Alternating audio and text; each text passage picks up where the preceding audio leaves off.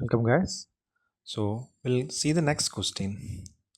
So, next question is, consider the following statements. Syndicated lending spreads the risk of borrower default across multiple lenders. Statement 2. The syndicated loan can be fixed amount, lump sum of amounts, but cannot be credit line.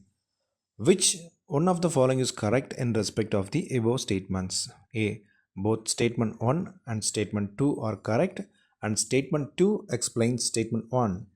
B. Both statement 1 and statement 2 are correct, but statement 2 does not explain statement 1. C. Statement 1 is correct, but statement 2 is incorrect. And D. Statement 1 is incorrect, but statement 2 is correct. So, let us see what is a kind of syndicated loans. So, syndicated loans or loan syndication is a process in which multiple lenders coming together to fund a large loan requirement of a single borrower. So, this process is required when the loan amount is so large that a single lender cannot extend on its own. So, why a single lender is not taking that risk? So, there are reasons.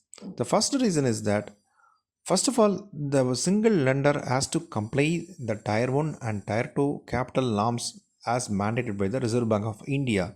As per the Reserve Bank of India circular, a bank cannot extend a loan of more than 15% of its Tier 1, and for infrastructure projects, it cannot extend more than 20% of the Tier 1 capital. So there are some restriction in the lending amount, the how much amount that bank is going to lend for a single borrower. There is a limit. So accordingly, it has to go for some syndication with other banks. And second is that the risk appetite of the banks. So bankers, so due to their prudential norms, they want to share the risk whenever they are going for this kind of big projects. So let me say with an example. Let me take an example of some Reliance company or some Adani Enterprises.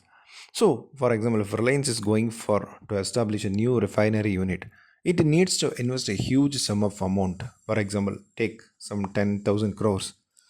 So the company planned to arrange so out of the 10,000 crores project, some 2,000 from its own reserves. That is that profit, retained earnings, everything, and for remaining 8,000 crores, it want to go for borrowing. So it is approaches some, for example, say example, Axis Bank for requesting the some 8,000 crores. So Axis Bank approves the loan, but informs the company that it is beyond its risk appetite to disburse such a big sum. So Axis Bank decided to syndicate the loan and prepare all the necessary documentation with other banks. So now the Axis is tying up with, for example, SBI, ICICI, Bank of Maharashtra, IDBI, etc. So they collectively form a syndicate. In that syndicate, Axis Bank play the role of a lead bank.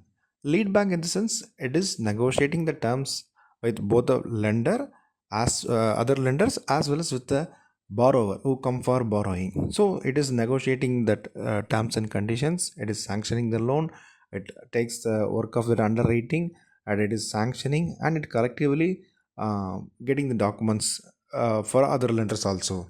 So according to risk appetite, the loan is shared among that other lenders and it is getting disbursed with the other according to the proportion in the syndicate. So this reduces the risk exposure of each lender and the lens is finally getting the required sum to implement the project in full swing. So now comes a question. There are now comes this question is that whether it can be in the form of whether can be it can be in the form of a fixed amount lump sum of funds, but cannot be a credit line. So the answer is when the total project cost and that uh, margin is fixed, the loan is sanctioned. The sanctioned loan is a kind of limit that may be in the form of term loan, working capital, and non fund based facilities like bank guarantee, letter of credit, etc. So, there won't be any problem in structuring of this loan in the form of a line of credit or a term loan. So, it can be given in both as a line of credit as well in a lump sum fixed amount also. So, and the second point is that it is done to share the risk among the lenders and reduce the risk on a single bank. So, so the answer is point number C, that is statement 1 is correct, whereas the statement 2 is incorrect. So thank you for watching. We'll meet in the next video.